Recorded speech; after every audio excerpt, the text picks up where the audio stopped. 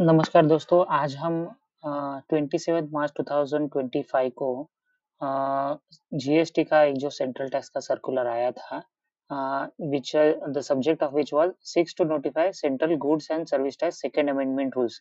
ये कुछ रूल्स है जो उनको नोटिफाई करने थे, एप्लीकेबल करने थे, इसके लिए उन्होंने ये नोटिफिकेशन लाया था। ओके, ये नोटिफिकेशन मैंने ओपन किया है यहाँ पे बाजू में, ब्रीफ में आपको बता देता हूँ। सेक्शन 128 ए का एमनेस्टी स्कीम आपने देखा होगा अभी आया था, जिसमें 17, 18, 18, 19, 19, 20 के सालों के लिए गवर्नमेंट ने ऐसे एमनेस्टी स्कीम डाली थी कि आप अगर ये तीनों साल का कोई आपका ऑर्डर हुआ रहेगा, शो कॉज नोटिस आई रहेगी, आपने किसी अपील ऑर्डर के अगेंस्ट आपने अपील किया रहेगा, कोई भी आपसे डिमांड है, पेंडिंग है 17, 18, 18, 19, 19, 20 साल के लिए, और वो अगर सेक्शन 73 का रहेगा, विदाउट फ्रॉड, विलफुल मिसस्टेटमेंट वगैरह वाला रहेगा, तो उसका अगर आप टैक्स पेमेंट करते हो, तो हम आपके इंटरेस्ट पेनल्टी पूरा का पूरा माफ कर देंगे। ओके?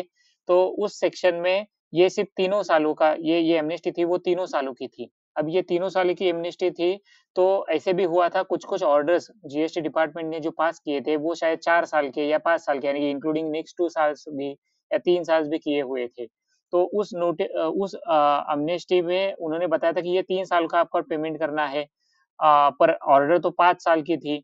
आपने अपील भी 5 साल का किया था, तो उसको क्लैरिफ़िकेटरी उन्होंने और इस एमनेस्टी स्कीम के रूल्स आए थे सेक्शन 1 रूल 164 में, ओके? जो हम अभी पढ़ेंगे, तो वो रूल्स में ऐसे पाया जाता है कि before this amendment, before this notification, some clarificatory ऐसे चीज़ की जो उनको बतानी चाहिए थी कि आपको अगर 5 साल का भी ऑर्डर रहेगा, तो आपको सिर्फ़ 3 साल का ही पेमेंट करना है। ये चीज़ें लिखी नहीं थी स्पष्ट रूप से।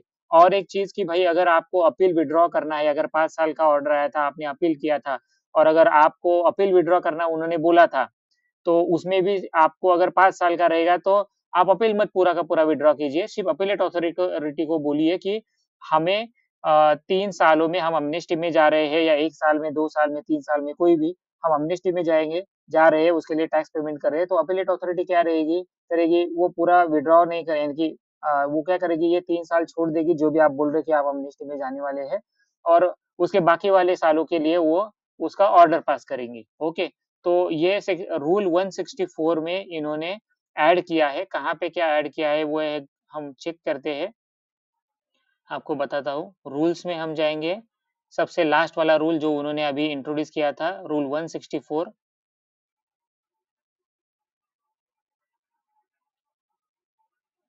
यहाँ पे आपका रूल है, और ये रूल में इन्होंने पहले फर्स्ट और सेकंड रूल में बोला था कि आपको एसपीएल 01, एसपीएल 02 एप्लीकेशन करना है एमनेस्टी के लिए। तो उन्होंने रूल 4 था, उसमें उन्होंने एक एक्सप्लेनेशन डाला है। रूल 4 में बाकायदा उन्होंने बोला था कि वेयर द नोटिस और स्टेटमेंट और order mention in subsection 1 of section 128 ये क्या है? जो ऑर्डर जो कि 17, 18, 18, 19, 19, 20 के लिए क्वालीफाई होती है सेक्शन 73 के ऑर्डर्स, उसमें अगर अ, वो जो डिमांड कर रहा है आपसे टैक्स, उसमें अगर पार्शियली फॉर द पीरियड, यानी कि ये पीरियड जो उन्होंने अलाउ किया है ना, ये 17, 18, 18, 19, 19, 20, ये वाला भी था, and partially for period other than mentioned in that section, amnesty section में। सो an application under sub rule 1 और सब rule 2 may be filed only after payment of the full amount of tax. इन्होंने क्या बोला था कि फुल अमाउंट ऑफ टैक्स का आपको demanded in the said notice और स्टेटमेंट ऑफ ऑर्डर। तो अगर 5 साल का रहेगा, तो ऐसे थोड़ी ना हुआ कि आपको 5 साल का टैक्स पे करना है, अगर 3 साल के लिए एमनेस्टी में जाने के लिए, नहीं।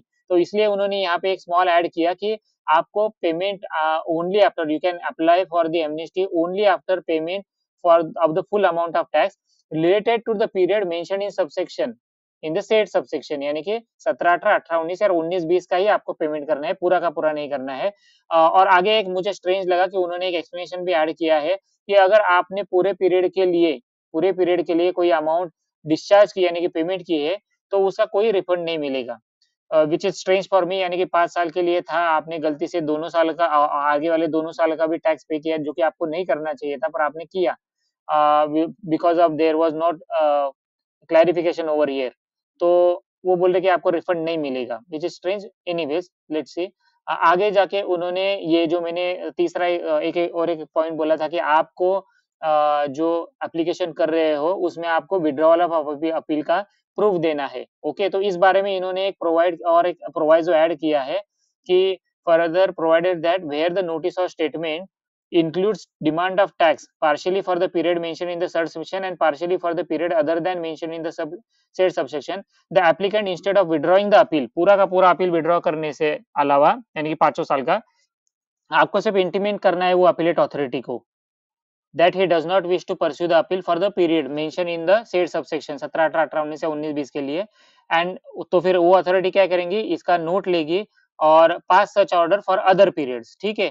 प्रोवाइडेड और एक एक्सप्लेनेशन किया गया for the removal of doubt it is clarified that the appeal application shall be deemed to have been return to the extent of the said intimation for the period 17 से 20 तक आप मानोगे कि वो अपील विड्रॉ हुआ है और बाकी का ही कंटिन्यू है, ठीक है। So that's it, this was regarding section 128 ए का जो पेमेंट आपको करना था वो सिर्फ आपको जिस पीरियड के लिए अगर 5 साल का ऑर्डर था तो आपको पांचों के पांचों साल का पेमेंट नहीं करना था, आपको सिर्फ 3 साल का पेमेंट करना था या जो भी पीरियड के लिए आप जाना चाहते हो, और अपील भी पूरा विड्रॉ नहीं करना चाहिए था। आपको सिर्फ अपीलेट अथॉरिटी को बताना कि इस पीरियड के लिए 17, 18, 18, 19, 19, 20 के लिए हम अपील किसी भी पीरियड के लिए हम इसमें से जा रहे हैं। आप सिर्फ बाकी वाले पीरियड के लिए आप आपकी अपीलेट अथॉरिटी के ऑर्डर दे दीजिएगा। Okay, that's it for today. Thank you so much.